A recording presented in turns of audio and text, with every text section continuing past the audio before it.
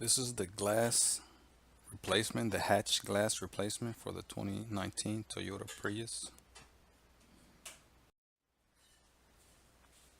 There we can see the rear view. This here is the hatch glass.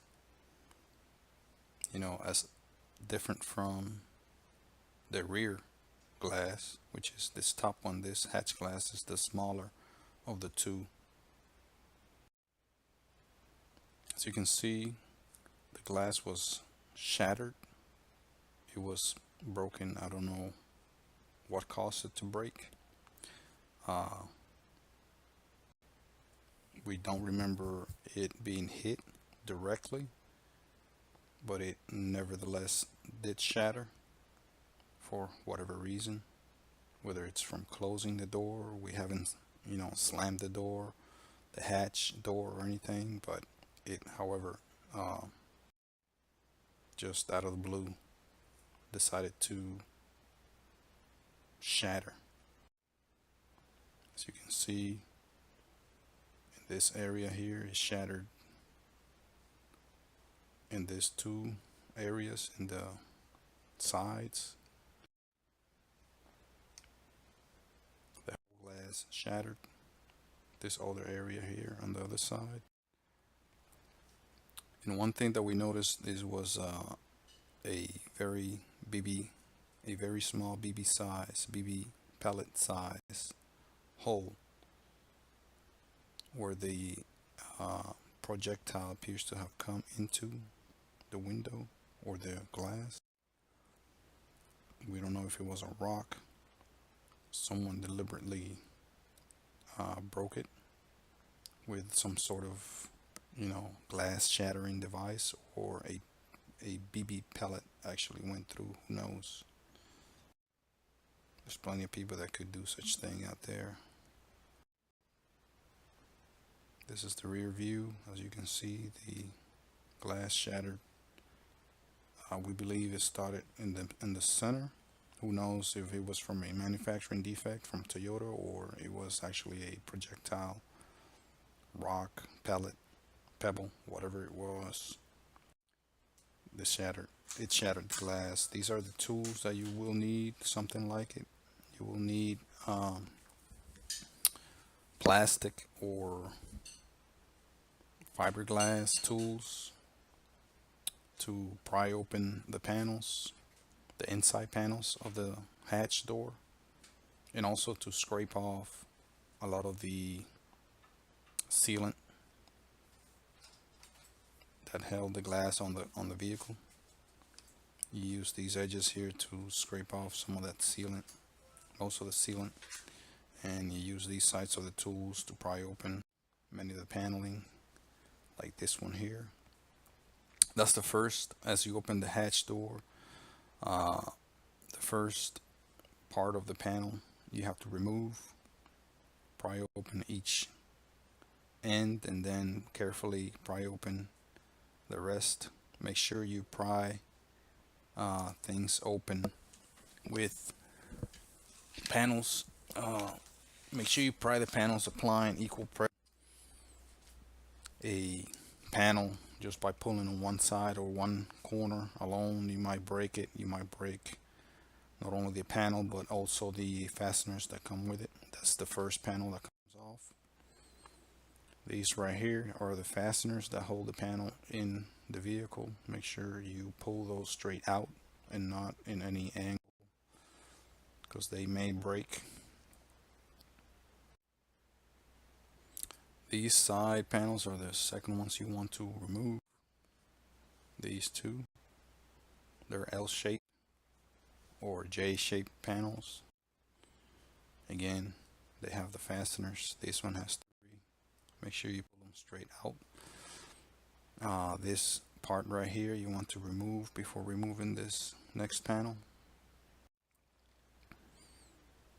This little cover here, you don't have to remove it. I removed it just to show the panel. This one here has several of those fasteners. This one came off. It's still in the vehicle, but you can take them off of the vehicle and slide them in here again. This is the handle that you want to remove. And the last panel that you want to remove is this one in the middle.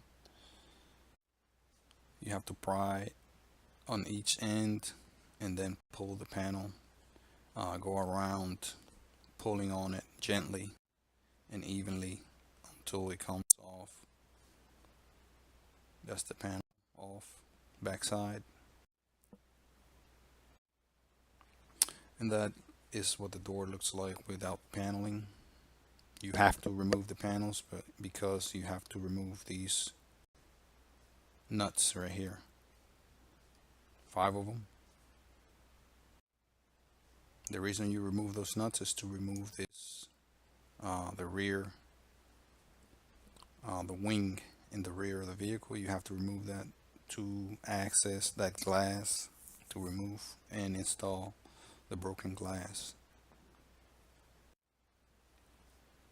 This panel right here, which is, the wing that has the light, the rear light on top, has to be removed by, again, removing these nuts right here, 5 of them. Make sure you disconnect the electrical connections right here, and on the other side, this electrical connection here.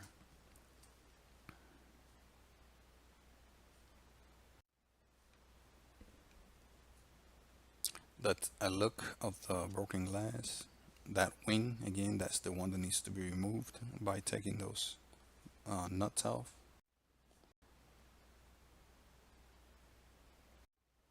I recommend you vacuum most of the glass off, as the glass itself will scratch the paint of the vehicle and will also just be all over the place if it's shattered, like the one I had to work with. Again, this is a electrical connection. You have to unplug, just pull gently on the plug, straight out. Same here, here. And again, that middle connection, make sure you take that off. These are the 5 nuts that allow you to remove the top wing. Here is the wing being removed. These seals, make sure they do not get lost. Those seals prevent water from going into the vehicle as rainwater goes in this area.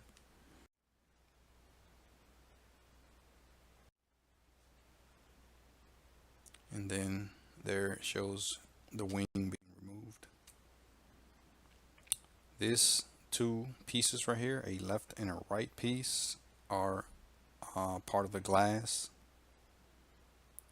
Here I show them removed, as it's the glass broke and shattered completely, so I have to remove them. And I will shortly show you the location for those 2 pieces.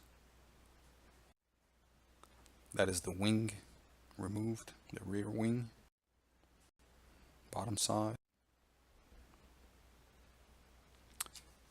This right here is basically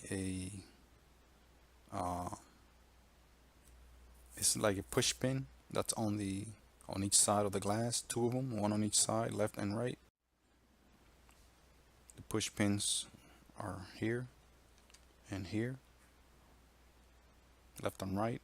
Make sure you remove that from the broken glass. You will need that for the new glass.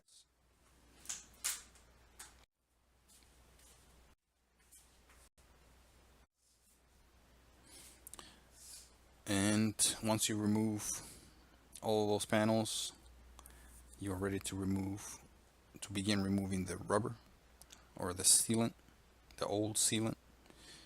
And you do that by cutting into the rubber or sealant, and with a scraping tool, a plastic or fiberglass scraping tool, begin to slice away at it. You can use a sliding action or a shoving action, pushing action, whatever works for you. I decided to use a more or less sliding or sawing action as I went cutting the rubber out as much as possible. You may not be able to get down to the metal or to the paint. You may just be able to, just cut as much rubber as possible, but there will be some um, rubber or sealant left in the vehicle, most likely, unless you use other tools, grinders and stuff like that, which I don't recommend unless you're going to repaint the surfaces. Here's how it may look as you remove that sealant, and gently go around without, or trying not to scratch or scrape too much of the surrounding paint, like these glass pieces. Make sure you vacuum those out because they will scratch your paint as you work out and cut out all the remainder old sealant. On the bottom side, the sealant has two parts. It has the sealant part, and then it has a seal that goes down this right here. That seal goes the whole length of the glass. Make sure you do not cut it and separate, and you make sure you do separate it from this rubber. It should come out in two pieces like that. And once you remove that seal, make sure you take the glass off. You wear gloves. Make sure you wear gloves throughout the whole process. That glass will cut into your skin, and then you carefully could just pull out those pieces of glass. They shouldn't be stuck too hard to the rubber. There shows the glass being removed from the seal. Whole process may take you some time, a few hours, so you have to ensure you have both the time and the weather to do this job, or unless you are doing it indoors.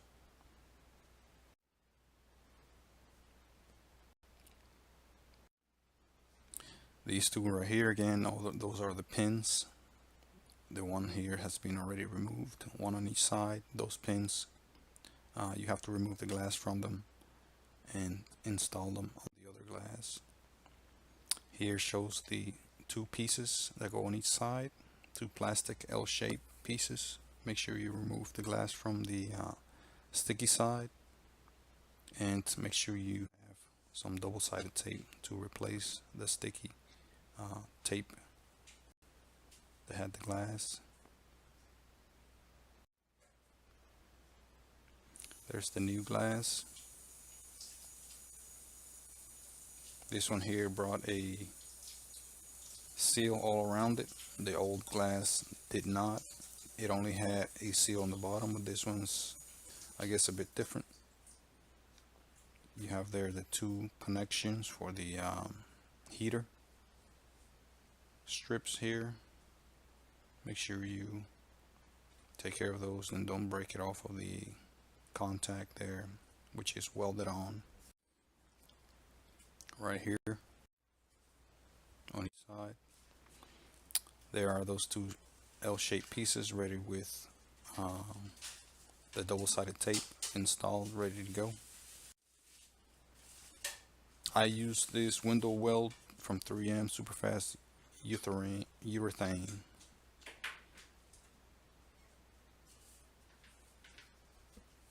It seems to be one of the best out there to use. Make sure you cut your dispensing top cap in a cone shape, a pyramid shape. That way you can control the height of the bead coming out. In this case, I put about a 3/8 of an inch height on the V-shape cut.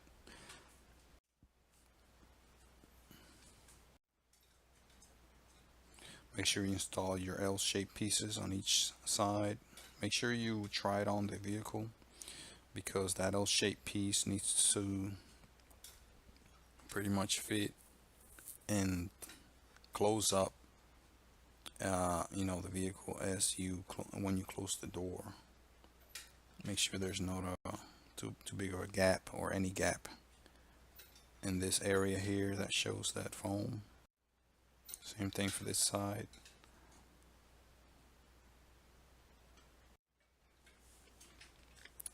Make sure you put glue or masking tape around the areas where you may not want some of that sealant to spread over, and then you can begin to apply the sealant. Try to match the areas where the old sealant was at, and I would recommend going over into the paint, the body, the metal a little bit. That way the sealant could bond both to the metal and the old sealant.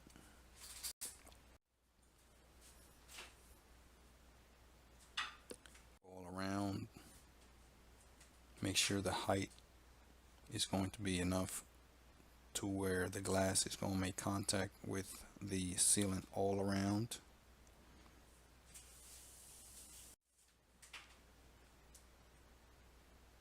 I would make sure that you put the glass on the vehicle before you apply the sealant to see what height of the bead of the sealant you're going to need. Make sure that you apply enough.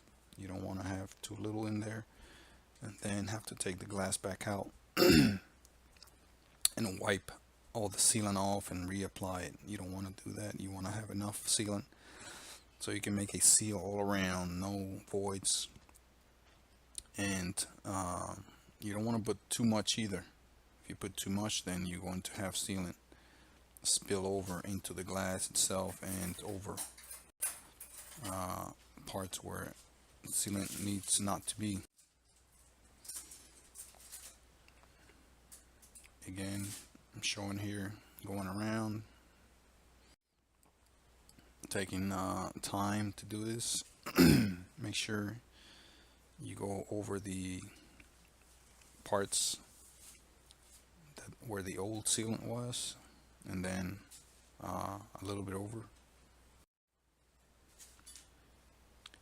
This shows that pin. I had to put some double-sided tape because it did have double-sided tape to hold the glass together. That pin, that one, and then the one on the other side, somewhat holds the glass at the height or depth that the glass needs to be separated from the metal. So make sure you do put that on. That will help you determine the height or the depth of the bead of sealant. There shows the pin on the other side. I believe the white, there's a white and a green. The white goes on the right side, green on the left. There's the green pin. That shows a view of the whole area with sealant. The right pin, left pin over there. Once you put your L-shaped pieces on each side of the glass, you're ready to put the glass on as such.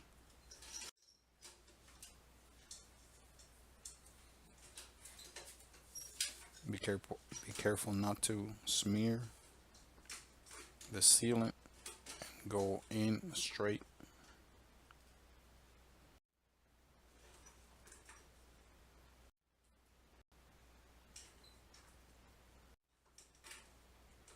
Make sure you apply some pressure so you can so the sealant can make contact with the glass all around.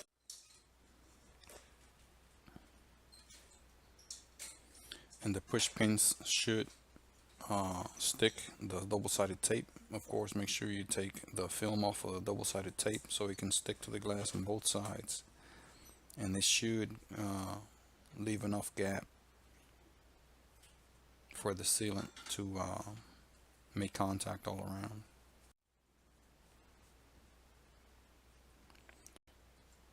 I would put some tape across the glass once it's set in place. That way it'll hold in place. It should hold because of the double-sided tape on the pins, but I would put a few pieces of tape to hold it in place. This is how it should look, more or less. Sealant all around, no voids. This is how those L pieces should look. This is the one on the right. And the one on the left, more or less.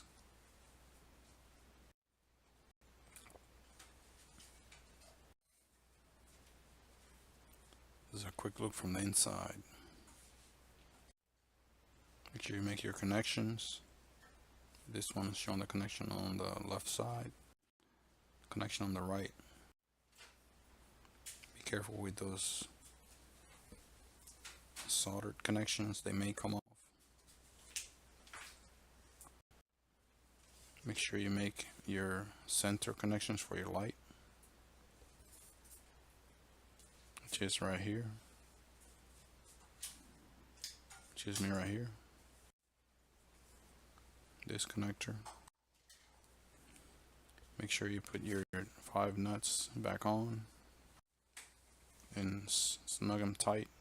Not too tight, but tight enough so that wing won't be flapping or moving around.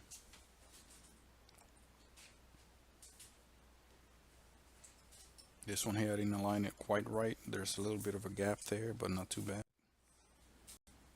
That gap right there you want to avoid by placing this L-shaped piece a little higher if you can. First panel to put on is this one here, center panel. Make sure you apply equal pressure. Then the L-shaped panels or J-shaped panels on each side. Then the center strip panel. Time to put the paneling back on, same sequence that you took them off. Then this bottom panel here with the handle.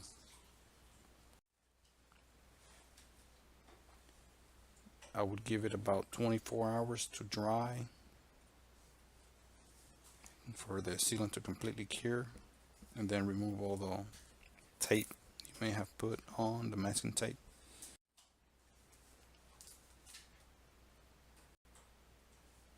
And that's how it should look after you're